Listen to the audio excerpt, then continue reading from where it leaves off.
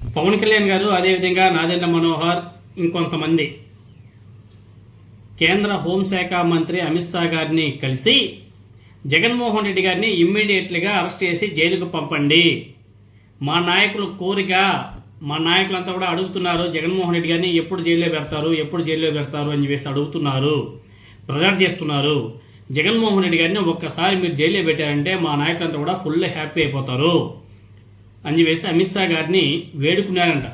లేకపోతే ఏపీలో మా పరువు పోతుంది అని చెప్పేసి ప్రాధాయపడ్డాడంట. ఎంత దుర్మార్గం అండి స్వామి. ఎవరైనా సరే కేంద్ర హోంశాఖ మంత్రిని, ప్రైమ్ మినిస్టర్ని, కేంద్ర మంత్రుల్ని కలిసినప్పుడు రాష్ట్రానికి సంబంధించినటువంటి ప్రయోజనాల కోసం ఏమైనా సరే అడగాల్సింది పోయి ఆనాడు చంద్రబాబు నాయుడు గారు ఢిల్లీకి వెళ్ళి జగన్మోహన్ రెడ్డి గారిని అరెస్ట్ చేయండి అనేసి అడుగుతారు.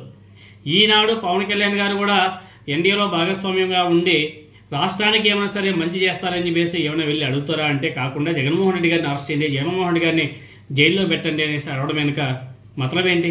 వీళ్ళు రాష్ట్రం కోసం పరిపాలన చేస్తున్నారా, రాష్ట్ర ప్రజల కోసం పరిపాలన చేస్తున్నారా, లేకపోతే జగన్మోహన్ రెడ్డి గారి మీద విద్వేషంతో పరిపాలన చేస్తున్నారా అర్థం కావడం. జగన్ జగన్ జగన్ ఇది మనం చెప్పే మాట కాదు. ప్రొఫెసర్ నాగేశ్వరరావు గారికి జనసేన పార్టీ నుంచి అందినటువంటి వార్త అంట. జనసేన పార్టీలో ఉన్నటువంటి కోర్ కమిటీ లీడర్స్ ఆయన చెప్పారంట. ఒకసారి ఆయన మాటలను మీరు అందరూ కూడా వస్తారో వినండి. అంటే జనసేన నాయకులు పవన్ కళ్యాణ్, నాదెళ్ల మనోహర్ ఇతరులు వెళ్ళి అమిత్ షాను కలిశారు. నాకున్న హైలీ ప్లేస్ సోర్సెస్ చెప్తున్నా.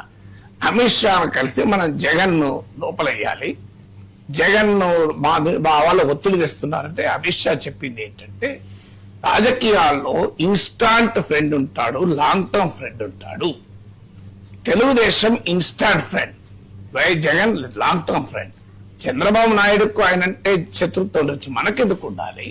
మీకు కూడా మంచి చెప్తున్నాను, మీకు అవసరం ఏంటి? లాంగ్ టర్మ్ ఫ్రెండ్ ఉపయోగపడతాడు అని మీరు కూడా ఆ వైఖరి మార్చుకోండి అని సలహా ఇచ్చారని. ఇది ఎలా తెలిసింది అంటే మీకు జనసేన కోర్ కమిటీ ఎమ్మెల్యేలు వీళ్ళందరి మీటింగ్ లో కోర్ కమిటీని కూర్చుండబెట్టి పవన్ కళ్యాణ్ చెప్పింది, అన్నా నా మనోరన్న అమిత్ షా ఏం చెప్పాడో ఒకసారి చెప్పండి అని చెప్పాడు.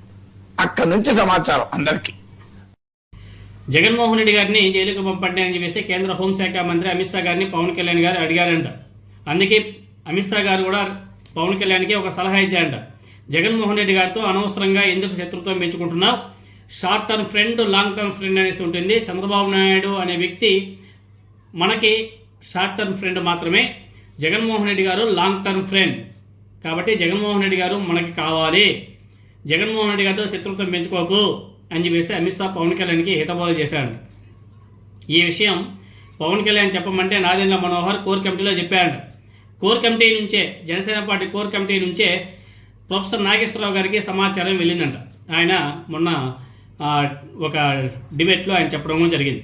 అఫ్కోర్స్ జగన్మోహన్ రెడ్డి గారి మీద దాడులు, జగన్మోహన్ రెడ్డి గారి మీద కుట్రలు ఇవేం కొత్త ఏం కాదు.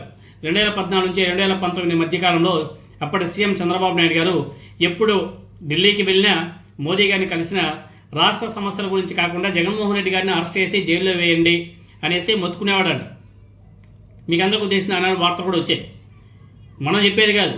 ఆనాడు బీజేపీ రాష్ట్ర అధ్యక్షుడిగా ఉన్నటువంటి సోము వీర్రాజు గారు, అదేవిధంగా తర్వాత కన్నా లక్ష్మీనారాయణ గారు, అఫ్కోర్స్ ఇప్పుడు ఆయన తెలుగుదేశం పార్టీ ఎమ్మెల్యే కూడా, వాళ్ళంతా కూడా మీడియా ముందు చెప్పినటువంటి వీడియోలు ఉన్నాయి. అవన్నీ కూడా యూట్యూబ్లో దొరుకుతాయి మీకు. కానీ బీజేపీ వాళ్ళు కాంగ్రెస్ పార్టీ చేసినటువంటి తప్పు ఎన్నడూ కూడా చేయరు కూడా, ఎందుకంటే వాళ్ళకి అవసరం అటువంటిది. కాంగ్రెస్ నుంచి జగన్మోహన్ రెడ్డి గారు బయటకు వచ్చాక సోనియా గాంధీ గారితో చంద్రబాబు నాయుడు గారు ఏ విధంగా చేతులు కలిపాడు మీకు అందరికీ తెలిసింది. అలా సోనియా గాంధీ చంద్రబాబు నాయుడు గారితో చేతులు కలిపి కేసులు పెట్టి వేధించింది అనేసి ఇండియా టుడే వాళ్ళు రాశారు.